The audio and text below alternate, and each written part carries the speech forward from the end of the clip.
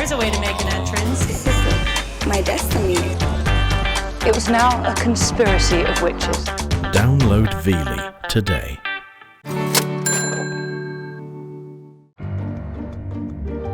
Prestige Pawnbrokers is in a league of its own. You've got £300,000 worth. I think we need some champagne. Where the well-heeled's worldly goods That's impressive. are turned into hard cash. I'm in the business of making money, and it doesn't matter if it's cars, boats, whatever it is, I want it. In the heart of Hatton Garden and the wealthy suburbs of Surrey, their three shops deal in high-end goods. They're Chanel bags, goodness sake. With top-end prices. Ideally, we would like to get 25 grand. Blimey. This time, impressions and high-end handbags. Oh, that's so gorgeous. It's my little piece of candy. A sparkling past to fund a bodybuilding future. I look like a monster. And his boss, James, Sounds phenomenal, doesn't it? in the market for a new boy's toy. You can't be weaned off on medication, can you? Welcome to the world of posh porn.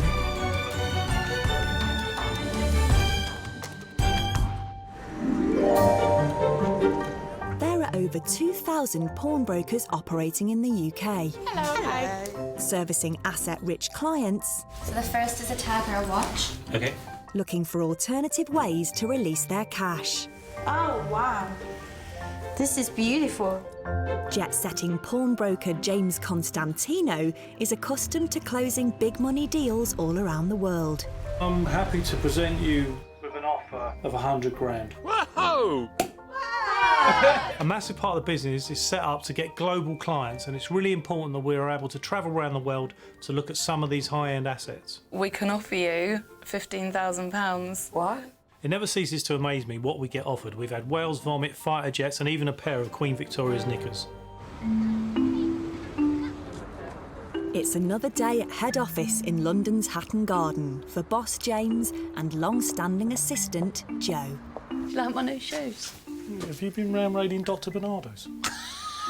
James, these are my new shoes. I love them. They're really smart, yeah. I can they're walk lovely. really fast in these. Oh, can you? Oh, they're Yeah. lovely, yeah. I think they're a bit young because they're so bright. Young, I wouldn't have said young, no. They look like a couple of pita breads. They're terrible. Accessories can mean big money. Today, designer handbag expert Claudia has had an inquiry from overseas. Well, this is an email that I've just had through from an American lady who lives in Germany. She's got some really unique handbags that she'd like to sell. I haven't had a customer from abroad before, so it's quite interesting. Handbags started off as a little gimmicky sideline for us, and we weren't really taking it that seriously, but over the years it's grown to a massive part of the business.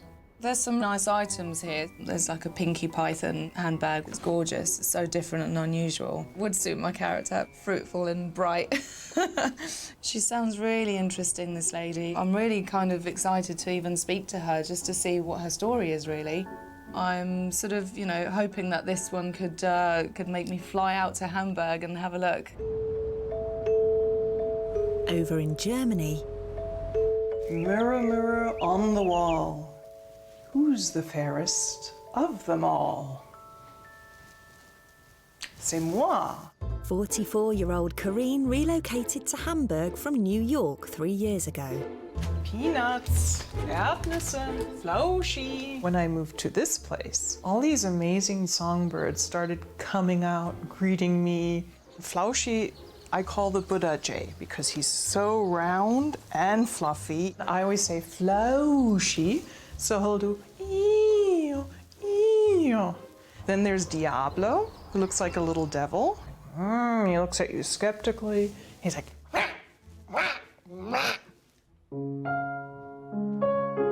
growing up, I didn't actually have a childhood because I was what they call a child prodigy. I was winning my first competitions at 7, playing the piano on television with 8, performing as a soloist in Europe with a big orchestra by the time I was 10. Started having fun for the first time in my life in my 20s. So vogue. I really did live a most privileged life in New York. I feel very Great Gatsby. When she lived in New York, Karine mixed with high society movers and shakers. My parents growing up hosted the most incredible parties. They were legendary. Everyone was there, from United Nations ambassadors to European princes and princesses and whatnot. This I wore to the Met Opera to walk the red carpet, where half of Hollywood was also present. It's like the Oscars all the time. During Karine's mid-30s, her glamorous lifestyle stopped when her mother became ill. She completely derailed with very aggressive dementia, Alzheimer. After a number of years of illness, Karine's mother died in America, leaving her with extensive medical bills. A good $1.5 million US, so basically $1 million sterling. I still owe about 30,000 sterling in medical costs. It's really hard to know that this is still hanging over my head. Karine's hoping that selling her collection of 9 designer bags will help pay off some of the debts. This one here is a very special Chanel. It was found for me by a special lady who actually was the personal shopper for Lady Diana. And only 3 were made in the world. I ended up spending a good £4,000 on it. So this is a chrome hearts bag. No comment what I paid for this. Karine wants between £3,000 to £4,000 for the bags. I'm really, really hoping that the bags will work their magic and everything relating to my mother can rest in peace. Over the last 6 years, James has dealt with hundreds of vehicles. This is what it's all about.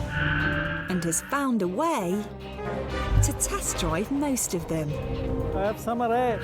His right-hand woman, Jo, prefers to take things a little slower. Oh, God, James, I don't like it!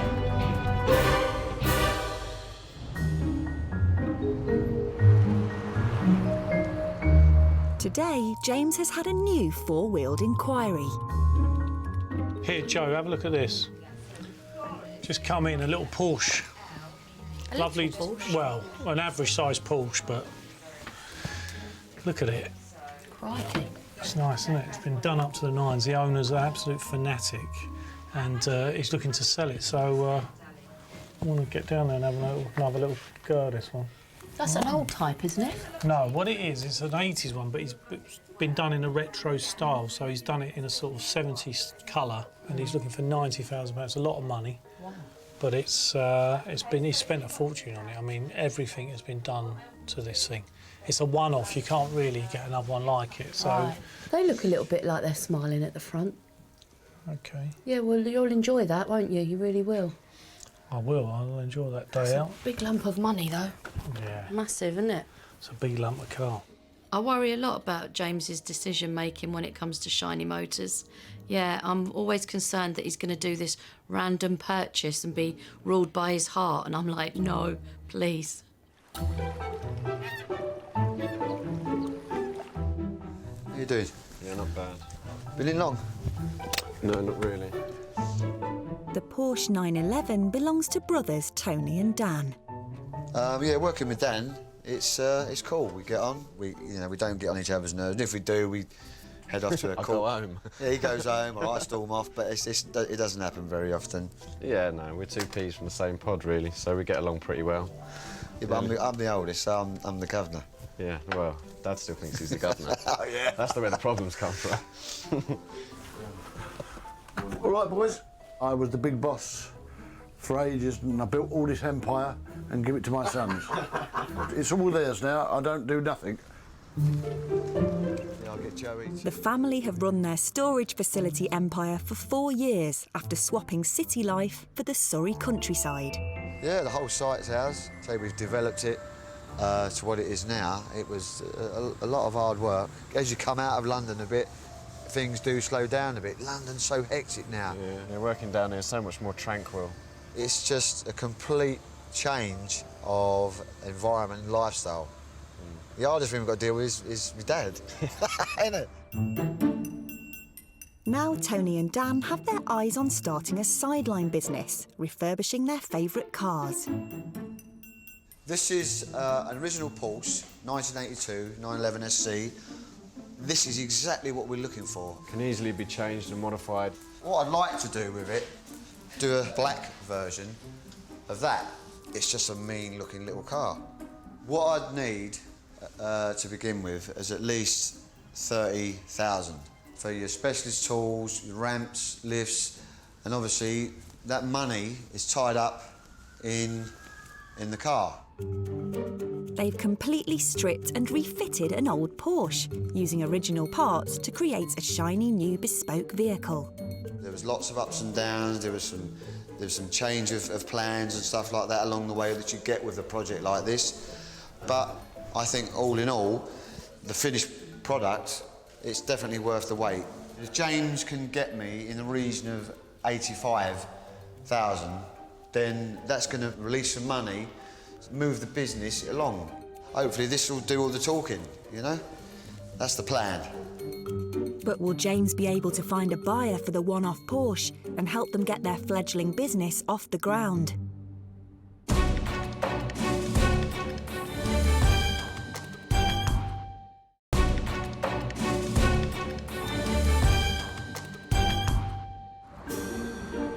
For the past 6 years, pawn shop boss James has been involved in deals worth millions. Oh, that's lovely, isn't it? It's a watch which belongs to Elvis Presley. I've got a Louis Vuitton bag, a Gucci bag. We've got to be able to sell it. I think what drives James every day is the idea of making money. It's that simple for him. Well, cheer me up. Let me see what's in the bank. If money's being made and James is happy, then that energy and that happiness filters down to all of us. You know the rolled-up Banksy Yeah? in the big long tube? Sold it. I know you did. Oh, you know about that, do Yeah. you? All right, you don't know everything. I do you? said well done to you. I congratulate you because you actually did that one yourself. Yeah, but don't you issue any sort of certificates or anything? We get you a little badge. Yeah, a little rosette or something would be nice. Yeah, You are the thanks. greatest, yeah? Yeah, cheers. The business now stretches across 3 branches. In Richmond, new staff member Delith specialises in jewellery and has just received an unusual collection. I'd say that's pretty bling. It's very unusual design. Amazing, really. It's almost like a sculpture. And now it's stuck. There are so many pieces here in different styles and different designs. This one's quite unusual. Big clashing colours, huge ring. That's a really big look. Somebody that wants to be noticed, that one. The jewellery belongs to 39-year-old Brazilian bodybuilder Danny. All right, let's go. 1, head up. 2. I train at least 6 times a week, twice a day. I train from 9 to 12. It's hard, but I really enjoy it. A couple of years ago, Danny split up with her partner of 13 years. I met my ex when I was 24. I met here in London. I was on a party with some friends. He's a banker. He was very wealthy. So I met him, and after some months we moved together. We used to shopping a lot.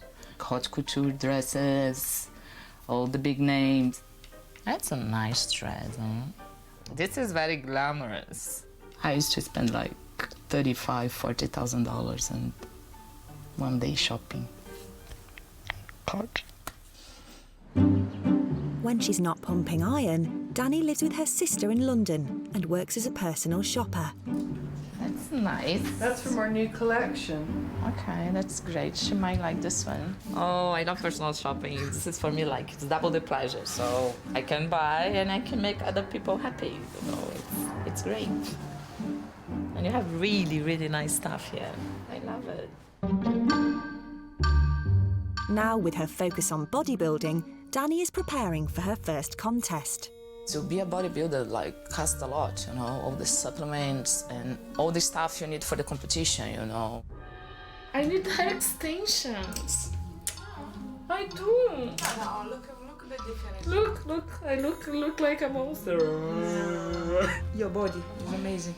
Oh God, such a big ass. You need makeup, you need your hair done, you need your spray tan, shoes, and the bikini, a really good one, can go to like 700 pounds. So. Bikini looks good, huh? To get the cash she needs, Danny wants to sell 24 pieces of jewellery from her old life. I'm gonna sell everything. I don't want anything. Doesn't mean anything. I need the money. I can't believe it. I'm shocked. I need at least 4,000 pounds, you know, because I have to get to the show and I have to pay my bills. To be a bodybuilder, you need a lot of money. So it's not easy. With bills and the competition to pay for, will there be any value to the unusual jewellery? This is the way I like it.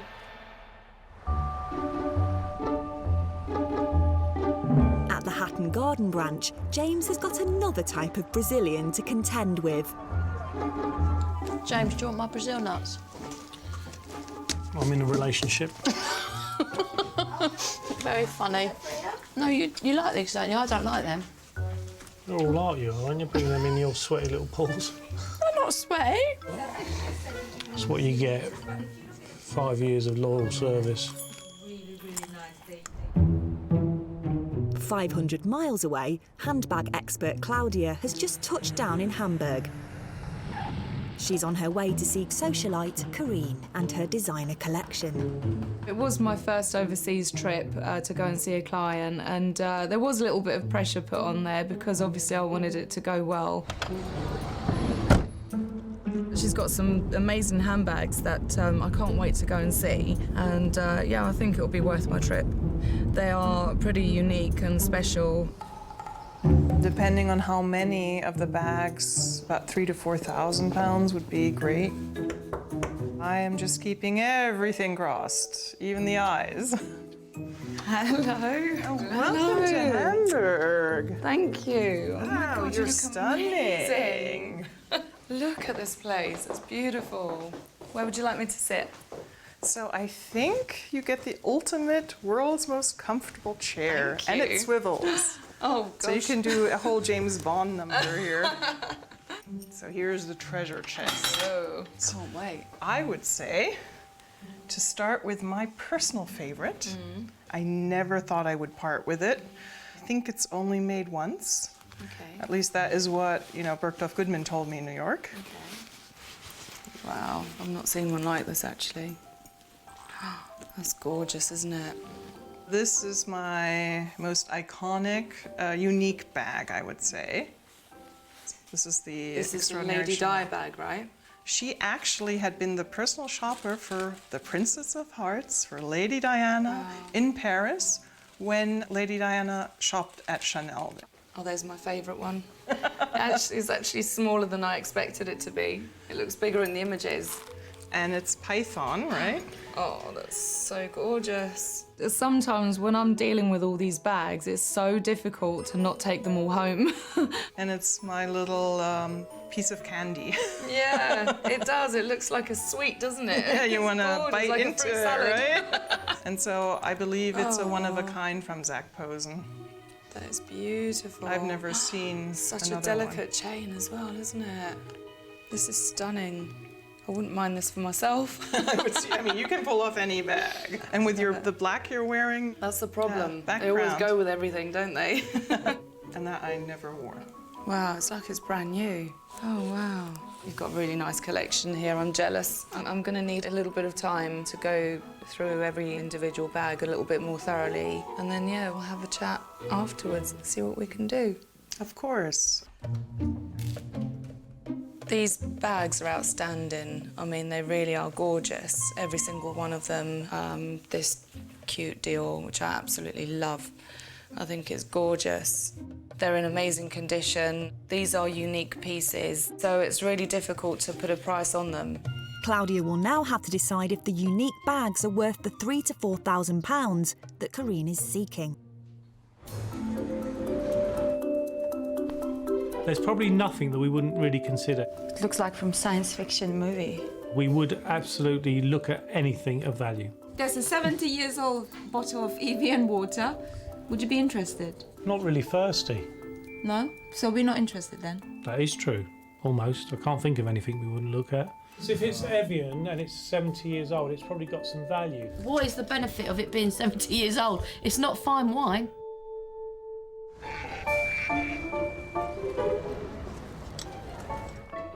In Weybridge, James has recently appointed Helen as branch manager. And today, she's dealing with another liquid asset. Hi, hello. Hi. How can I help? I've got some wine. Right. Okay. It's a Chateau Lafite, 2001. Okay. What are you looking to do? Are you looking to sell or to loan against it? No, I want to sell it. To sell it? Absolutely. Okay. If I pop out and have a little look. Yeah, sure. Thank you. I haven't actually opened it. Okay. So no doubt you'll want to look at it. And I've got a certificate there from Laithwaites Okay. proving that I bought 2 cases. Right. What are you looking for the wine? Well, I need to buy a new Learjet. Okay. Right. Well, what we'll do, if it's okay with you, we'll receipt the wine for you. Okay. We'll do our research, and then we'll come back to you with an offer. Okay. And hopefully we'll get you where you need to be. All right, Helen, that's Okay. great. Thank you Lovely very much. to meet you. Okay, take care. Thank you. Bye-bye. Bye-bye. Oh, well, she was a very nice lady, wasn't she? I'm not sure I'm going to get the money for the Learjet, though. The vintage Chateau Lafite belongs to wine enthusiast Nigel from Berkshire. I don't need any excuse to drink any wine at all. Bloody hell, that was good. You can have wine at any time. Yeah, I got it in. I think probably the best one I bought was a Chateau Petrus, probably the most expensive wine that you can buy. I shall drink it soon. Where's the ball? Come on, go and get the ball. At 69, he has 2 sons at university and is now semi-retired. You must be getting hungry too. Here, Maya, for someone who's not keen on dogs. Yeah, I've grown very fond of her, actually. Where's the squirrel? My boys did well in their exams, you see. They said, can we have a dog, can we have a dog? I wasn't keen on it. She's going to probably kill me one day, this thing. Here. Go on, then. Nigel developed a passion for the grape when he bought property on the west coast of France. Aren't you interested in the photos? We purchased this in April '99, and I loved it. It was a small apartment, had fabulous beaches. We had some fabulous times there. I felt that whilst I was in that part of the world, I should try and look for the best wines I could possibly afford. I just had an interest in it, how it was produced and where it was made. And now I don't store it, I drink it. 2 glasses a night, or 3. But I do like a nut or a bit of cheese. She only eats lobster. In 2001, Nigel pre-ordered 2 cases of Chateau Lafite for £450 a case, straight from the winery. 2 years later, it was delivered. I'd forgotten nearly about it, and then there's a knock on the office door and there's a delivery bloke with 2 cases of wine. You couldn't possibly squeeze 1 bottle out for your birthday party, could you? I've been trying that for the past 5 years. You know, I think I've got to go. I've got a lot to do today. Come to drink's mine. In Harrod's wine store downstairs, their highly prized chateaux are in an air-controlled room. I keep mine under the sink. Nigel has already accessed his sink cellar and opened one of the cases of wine. I've had the pleasure of having it. It's been great fun, but I've been very lucky to have tried it. But now he's keen to cash in on the remaining case of 6 bottles. The main reason I want to sell it is I've got 2 boys at university. The university fees are horrendous, so they'll come out with something like a £40,000 debt each. Here I am sitting on a couple of £1,000s worth of wine, which I don't think is quite fair, really. So whatever price I can get for this will go towards their university fees. They're obviously going to do their research on it, but I think the minimum I accept is about roughly £3,000. Nigel is hoping the wine is now worth over 6 times what he paid for it, but will Helen agree?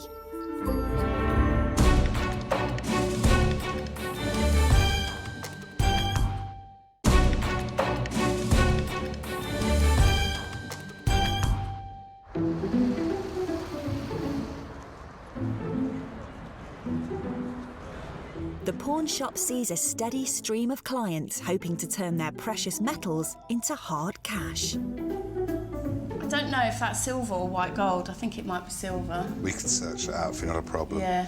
What would you like to do? Pawn it or sell it? No, sell it. I don't really ask why my clients need the money, but it has been for dental fees, school fees, divorce lawyers, almost anything. 60, 80, 90, madam. At the Richmond branch, gemologist Delith and branch manager Monica have been set the task of appraising the jewellery collection belonging to bodybuilder Danny. Monica, this is the jewellery I was telling you about that came in quite a few pieces here. There's 11 different rings. Kind of unusual shapes. Some of it's really unusual. It's all the same brand with a couple of exceptions. It's a company from Lebanon. The fact that the jewellery is Lebanese doesn't really make a difference from the appraisal point of view. It's more a case of assessing the stones as you would approach any other valuation. It's exactly the same process. This is a lovely ring. I think somebody would love that. Just needs a bit of a polish up. Unfortunately, this one, in the same style, a lot of the diamonds, there's a couple missing. Some of them are broken and some of the pink sapphires are broken. So unfortunately, that one's just going to be the cost of the metal. The pieces with the coloured stones, these black diamonds and these irradiated blue diamonds, unfortunately, don't have a massive value. They're great for the designer to make something different, but there's not a huge value in those. The one thing that does stand out is this lovely pear-shaped diamond. I like it. It's beautiful. I think it's the most from everything. One thing is it's a big diamond, which I've calculated to be around 2 carats in size. So there's a reasonable amount of value in there. And the other thing about that one is because it's relatively plain, it will appeal to more people. So there's more chance of selling something like that. Whereas some of these more unusual things have a smaller, more limited market because and you cannot recycle. You're relying on people's taste. Yeah, you're absolutely right. With regard to the resale of some of those items, I'm not really sure. I think some people will really love them, and because they are completely different in the UK market, they might be really, really popular. On the other hand, they might be a little bit more difficult to sell. I don't know. Boss James doesn't mind special items with a limited market. He's on his way to test drive a one-of-a-kind Porsche. I'm off to see Tony today. We'll be taking a look at some of his stock. He's got a 911, an early 80s car that he's completely renovated. It's done in a retro style. It looks the business in the pictures. He's looking for £90,000 for this car. I mean, it's not an easy one for us because it's not a standard bit of kit. And as such, you can't put it in your local paper and expect to sell it. And that's where I come in, and hopefully I can bring someone to the table. Brothers Tony and Dan need at least £30,000 to get their business of creating bespoke Porsches up and running. Be a first stepping stone in the right direction. Yeah, the end result is absolutely fantastic. And but to get them like this, you need money, and hopefully James is the link we need to get it for us. Who is? James, how you doing? Tony. Hi, nice how to you meet doing? This is one of your bad boys, is it? Yeah, it certainly is, mate. The idea is to make them like into a car that you don't see them on the road. Yeah, no, I was going to say, you don't really see many of those poodling around, do you? Yeah. All road legal, or if you want to have a bit of fun, take it to the track and hold on tight. We always like a bit of fun. Yeah. Where's the car in question? I'll show you. It's just in here. It's just in here. Yeah, it's nice, that, though. Yeah, it's lovely. No, it's... fantastic. It's definitely a star of the show. Mid-80s 911, totally stripped back down to the bare minimum. It's based, the look, on a 74 3-litre RSR race car. When you see it in the flesh, I mean, it really is the business, isn't it? You're not going to see anything like this on the road. No. Oh, well, I mean, it looks absolutely phenomenal. I mean, it's a lovely day out there. What's the chances of us taking it around the block? Well, I think if you've got the balls to take it out, I think we'll give it a bash. The sound of that Porsche was absolutely incredible. It made the hairs on the back of my neck stand on end. Right, mate? Yeah, lovely. Here she is. Good luck. Cheers. Oh, right, here we go. I absolutely love what I do. I enjoy coming to work and I enjoy playing with these high-end assets. Sounds phenomenal, doesn't it? It's unbelievable. It's the nuts. Get a few looks from cyclists and people walking their dogs. Yeah. They don't really count though, do they? Nah. Dog walkers and cyclists. Nah. So last season. Yeah, exactly. Once you get up to the 40, give it the beans, there's all flames coming out of the back. Oh, it's like Mad Max. I've seen a Turner jumping on the bonnet. There were times out there when I wanted to put the pedal to the metal, and I had to rein it in a little bit. Just don't get bored of it, do you? Can't help it, can you? It's like a disease. It's a disease, right? You can't be weaned off on medication, can you?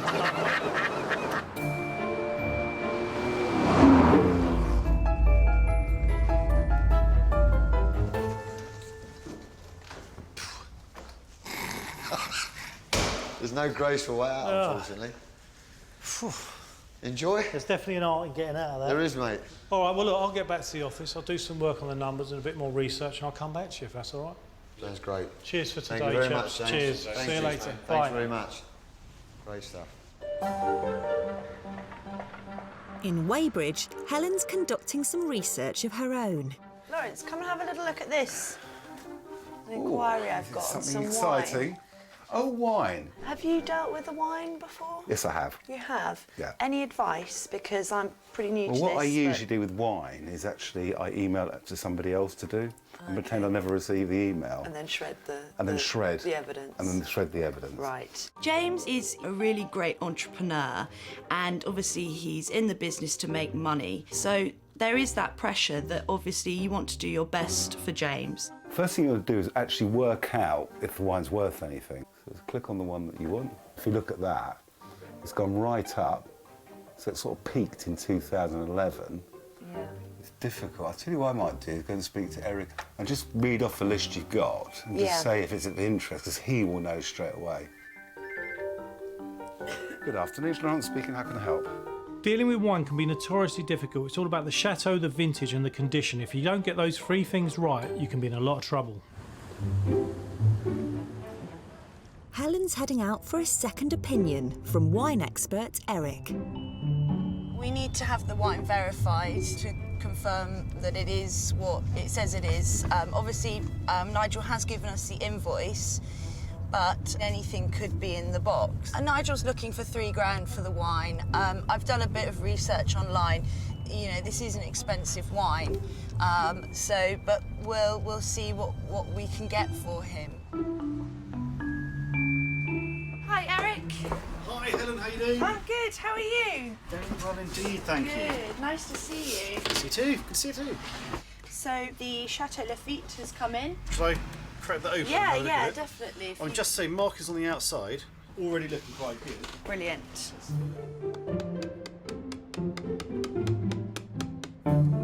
The most I've paid for a bottle of wine is about £20, and that's an expensive bottle of wine. There we are. Excellent. So it looks perfectly intact and all good. Let's just get out one of these bottles and just check. And there we go. Chateau Lafite, Rothschild, 2001.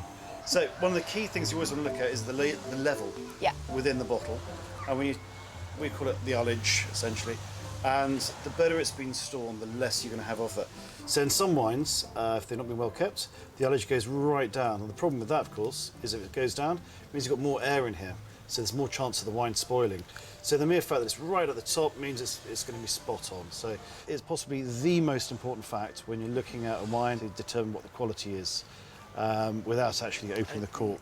I think you've got terrific wine here. 2001 was a very good vintage. Unfortunately, it was a little bit overshadowed by 2000, which was a phenomenal vintage. Okay. Personally, I'll drink it. How it's intended. Exactly that, yeah. There we go. Thank you, Eric. Lovely to see you. Great to see you I'll too. be in touch with you once I've spoken to the client. The wine is a decent vintage, but is it good enough to get Nigel the £3,000 he's looking for? In Hamburg, Claudia is appraising a collection of rare designer handbags belonging to New York socialite Karine. I measure the bags because all styles come in different sizes, and it's always nice to know which model and which size you're pricing. Karine is hoping to raise between £3,000 to £4,000, which will allow her to pay some of her mother's medical bills from America. I'm a little nervous, of course. I'm really keeping my fingers and toes crossed that the £3,000 to £4,000 is feasible. They are unique pieces, and in some ways it's a good thing because you've got a unique piece and it's exclusive, but in other ways, when it comes to second-hand selling, these items aren't for the mass market at all. After a complete inspection and with a plane to catch, Claudia is ready to make an offer. Sit here. Why don't you try out my comfy sofa? Oh, I'd love to, thank you. Flauschie, my little guardian angel. Oh my he God. always comes by when I'm nervous. Oh, really? And when he feels that I'm anxious about something or upset. Oh, I'm so glad I saw my him. Little guardian angel. I just have to say, you look so stunning on my furniture. I'm gonna have to keep you here for decoration. Well, I'm quite comfortable, so... Okay, we've done a lot of work on this. You know, it's not guaranteed that we're actually gonna, you know, actually sell the bags because they are so unusual. The secondary market goes for a particular, you know, type of style. The classics sell more than the unique, unfortunately. I think we would be able to make you an offer for all of them as they are for around £3,500. I'm thrilled about that. Oh, good. So that's a yes then? So that's a solid Yay! yes. No 10. Brilliant. It actually went a lot better than I expected and anticipated. Give me a hug. I'm actually happy to let them go. I notice they kind of get to me because they bring up other memories too. New York, it's just past that life, and I just want to move forward. And yeah, I can thus take care a little bit more of my mother's medical costs, so there's always hope.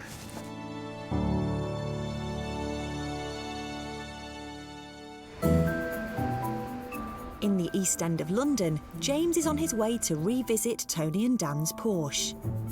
Tony's looking to sell the vehicle for £85,000, £90,000. It's a hell of a lot of money. It really is so specialised that at this moment in time, I don't know what the thing's worth. That's the truth of the matter. He's arranged to meet up with expert Alex to pin down a value for the bespoke vehicle. Wow, it's a nice one, isn't it? What do you think? Beautiful. Yeah. See the interior. Oh, yeah, this is probably done. This is really probably done, this one. James, this is one of the nicest ones I've ever seen, actually. What for you does it? All of the panels are very, very straight. There's no ripples in them. The quality of the paint job is excellent. Custom-made wheels, even to the point where they've gone for the lightweight glass, the roof. So this is a saleable item then? Definitely a saleable item. Yeah. And it's probably mad to drive. It is quite mad to drive, I'll tell you that. Put a smile on my face, I tell you. Getting in and out of it at my age was a little bit of a struggle, but I don't know how you'd fare in that respect. You fall in and you fall out of these. That's the way to do it. Yeah. A bit like love. Yeah. You know? I'll have a chat with Tony and see if we can get something done. Lovely. Good luck. Cheers. Speak to you Thanks, soon. mate. I now know what I'm dealing with. It's a matter of getting back to the office, making the calls, doing some more work and presenting Tony with options. At £85,000, can James find a quick buyer for this ultimate boy's toy?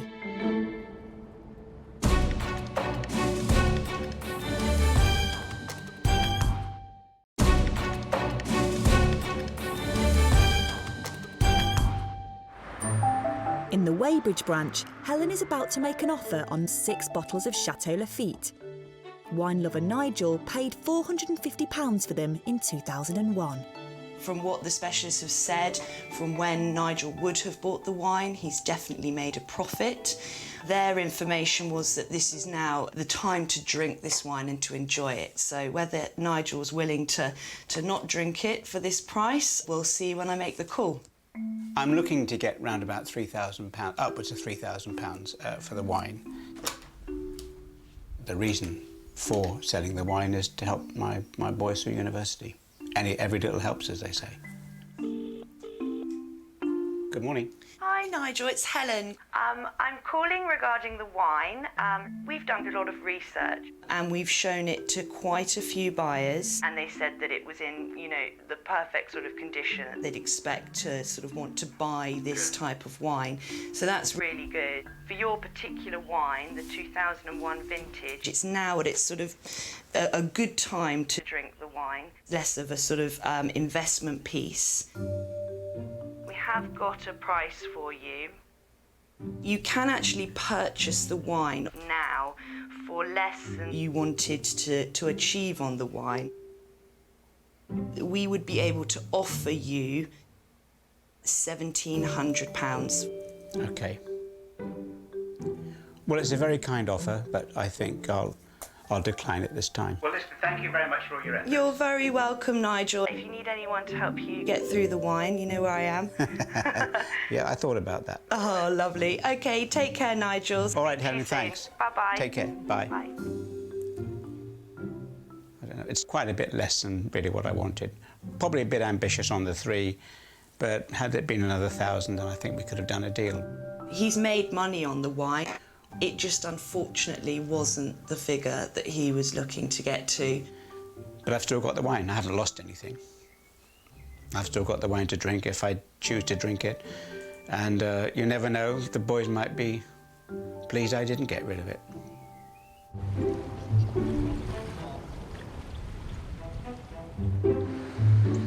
In Richmond, Danny is hoping to raise enough money from her jewellery collection to fund her first bodybuilding contest.